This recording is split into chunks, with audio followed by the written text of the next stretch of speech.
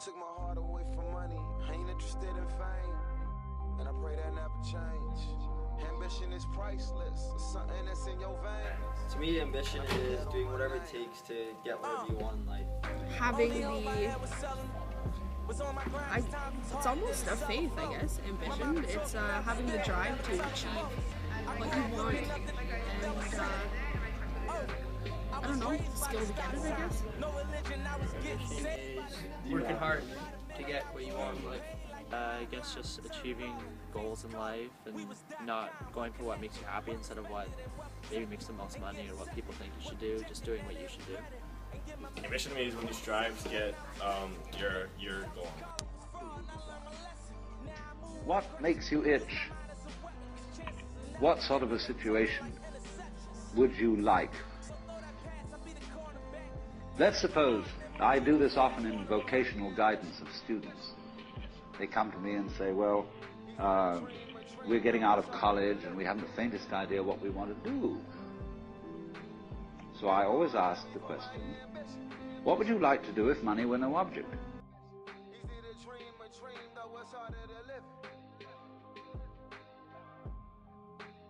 To do good in school and hopefully become a firefighter after school. My ambition, I guess, would be to grow up, maybe have a family, have just a happy life, just whatever makes me happy.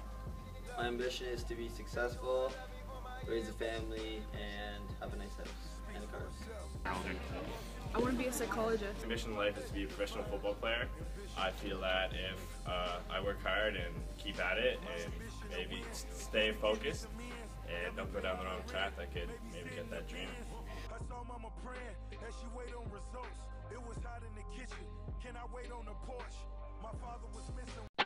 I have a fighter in me, kind of a fighting spirit, and I can embrace that because I am passionate about my sport and what I do.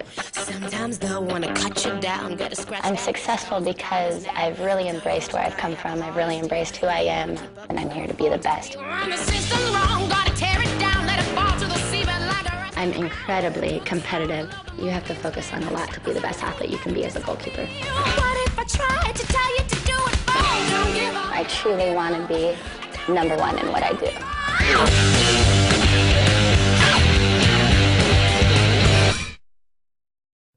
My batter is better than your batter.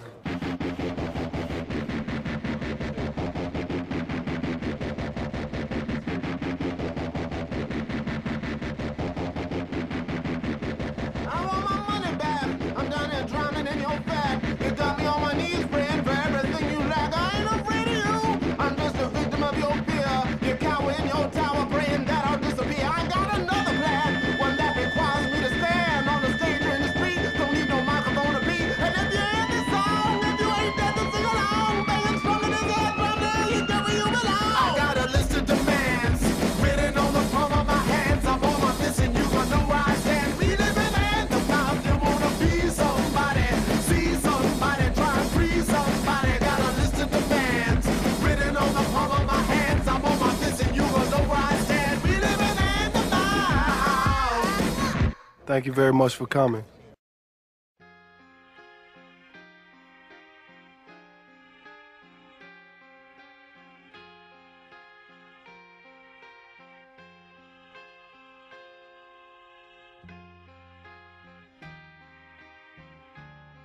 I guess positive ambition would be if you wanted to become a doctor, then if you do all the right things to get it, like you don't cheat your way through it, if you just honestly get your way through it, then I guess at the end of your life when you're a doctor, then you'll know you earned it. Positive ambition would be what I said earlier, working hard at whatever you want, and the steps to achieve it.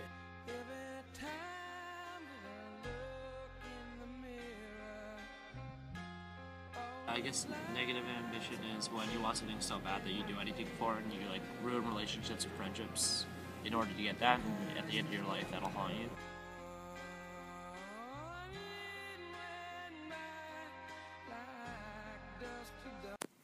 Macbeth is often read as a cautionary tale about the kind of destruction ambition can cause. Macbeth's ambition, ruled by his actions, led to murder. Macbeth realizes his ambition after he talks to the three weird sisters. Once they make their predictions, he begins to consider the things that could happen. Once Macbeth is told that he is the Thane of Cawdor, he says to himself, Glamis, and Thane of Cawdor? The greatest is behind. Thanks for your pains. Which is really Macbeth realizing that he can become king, that the best is yet to come. However, we see good ambition in a few characters in Macbeth. King Duncan's sons, Malcolm and Donalbain, show examples of good ambition. Malcolm was next in line to take over his father's throne. He deserved to be the next king. Although Malcolm's ambition is to be king, he is smart enough to realize what he must do to get there. Not only does Malcolm want to be king, he is also a good fit. His ambition makes sense, and he doesn't need to do bad things to become king. He is loyal, smart, and a good leader. The first thing that proves Malcolm to be a good king is simply the things he says and how people listen and respond. A prime example of this is when Malcolm leads his army with Macduff to Macbeth's castle and says to Siward, You, worthy uncle, shall with my cousin, your right noble son, lead our first battle, worthy Macduff, and we shall take upon what else remains to do, according to our order. This shows Malcolm's respect and authority. He really shows he cares about the person individually, and that everyone is important.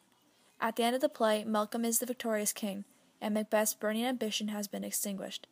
Malcolm followed his ambition and did the right things to achieve it. Ambition means more and is well deserved when it is achieved honestly. Lady Macbeth is an ambitious woman, maybe more ruthless and ambitious than her own husband. After hearing the witch's 3 prophecies, specifically the third one, All hail Macbeth, that shalt be king hereafter, she is prepared to do whatever it takes and is motivated by her personal dreams to become queen alongside Macbeth becoming king.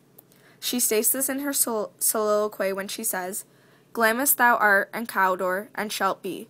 What thou art promised, yet do I fear thy nature. It is too full, O milk of human kindness, to catch the nearest way thou wouldst be great. Art not without ambition, but without. The illness should intend it, what thou wouldst highly. She tries to manipulate and control Macbeth when he is hesitant about her plans by questioning his manhood and calling him a coward. She says, Are you afraid to be the same man in reality? Lady Macbeth's method of achieving ambition is the shortest path, even if it involves destructiveness and murder. She believes you would rather have the crown by doing what you fear, in this case murder, than to not have it at all. Her ambition overpowers what should rightfully be done. Lady Macbeth's ambition to become powerful as queen is dangerous and destructive, unlike Malcolm's. He does the right things to get what he wants. Her and Macbeth are evident proof of negative ambition because they will do whatever it takes to get what they want, even if it's destructive on the way.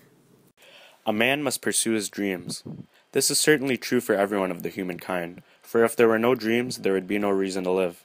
Duddy Kravitz understands this perfectly. That is why he is one of the most ambitious men on St. Urbain Street. From the moment he hears his grandfather say, a man without land is nobody, he is prepared to seek the land of his dream, no matter what the cost be. This ambition of his is very respectable, but unfortunately his methods aren't. Duddy is a relentless pursuer, a competitor, and also a manipulator. It is true that he has obtained all the land that he desires at the end, but he succeeds through immoral, despicable means. There is no doubt that Duddy is clever, but his lack of moral principles attributes to his final failure. In the novel The Apprenticeship of Duddy Kravitz, the character Yvette also shares relatively the same ambitions as Duddy Kravitz. Although she does not express her interest to the extreme of Duddy, she still has the same goal as pursuing the land. During the beginning when Yvette finds the land, she makes plenty of sacrifices along the way. Since Duddy was unable to put the land in his name, Yvette stepped up to the plate to make Duddy's dream of owning land reachable. Not only did she assist him by putting the land in his name, she also assisted him financially by donating any form of income towards the purchase of the land.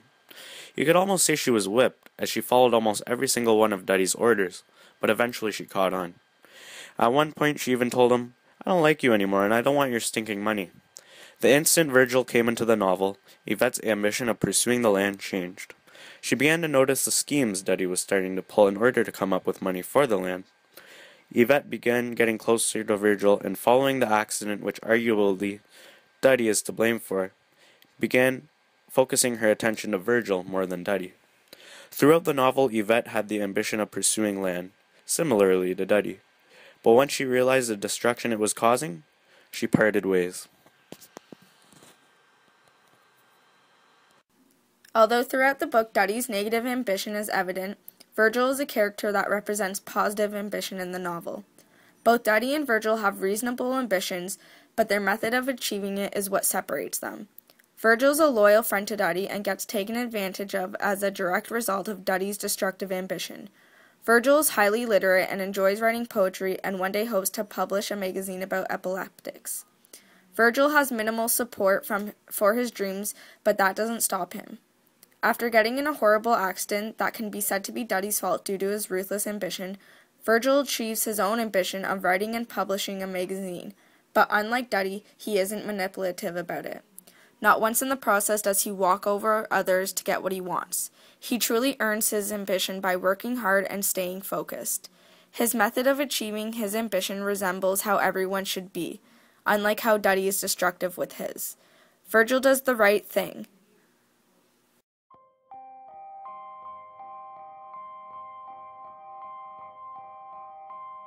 The time is now. On everything. Took my heart away from money. I ain't interested in fame. And I pray that never change. Ambition is priceless. It's something that's in your veins. And I put that on my name. Only hope I had was selling. Was on my grind cause times was harder than to sell a float. My mama taught me never steal and never telling folks. I grew up looking up the that was selling.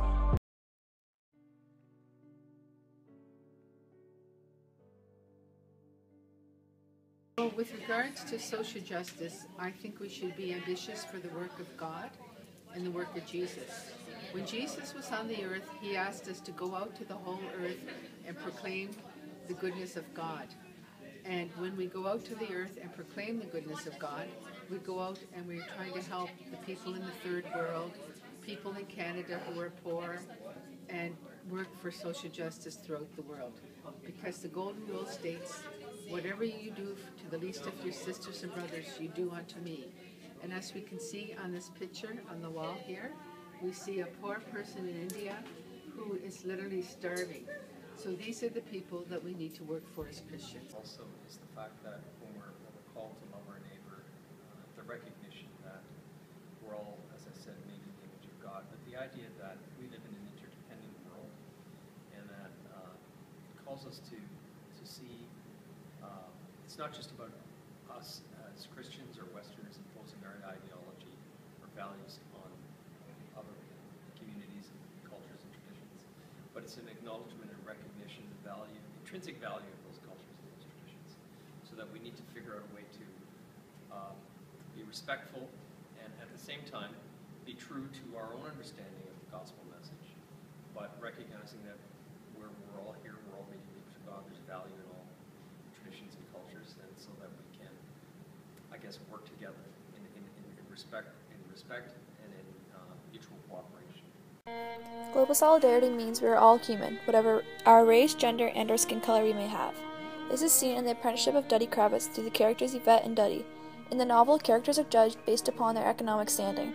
For example, Duddy aspires to be like Mr. Cohen and spends his life trying to be him, just because he is rich. Not only is global solidarity discriminated against wealth, but also race. When Duddy is trying to purchase his last piece of land, the farmer he is buying it from won't sell it to a Jew. Duddy has to make Yvette do the deal for him because she isn't Jewish. Although we don't see global solidarity through Duddy, Virgil shows qualities of the teaching. Virgil is an epileptic and has an ambition to create a magazine to help epileptics around the country. His magazine will help people and make epileptics feel normal. This shows true qualities of global solidarity. In the play, it is evident that Macbeth and Lady Macbeth are not characters who represent global solidarity. They don't do anything for anyone but themselves. Their ambition for power motivates them to commit destructive and unmoral acts. They disregard the consequences of their actions and even betray family in the process because Duncan is Macbeth's cousin. They do not help anyone. Under Macbeth's reign, he does not represent global solidarity as Scotland's king. People are starving and living in fear, along with bad people being promoted instead of honorable ones. As the king, Macbeth doesn't create a country with solidarity. Instead of people helping others, many are either helping Macbeth out of fear or helping Macduff out of revenge for Macbeth. Contrary to the Macbeths, the loyal King Duncan does represent global solidarity before he is murdered. As king, he is honest and commits just acts along with promoting peace. He protected his kingdom and provided safety for his citizens. Duncan represents solidarity by committing actions that will benefit his citizens, which results in him being a respected and virtuous king.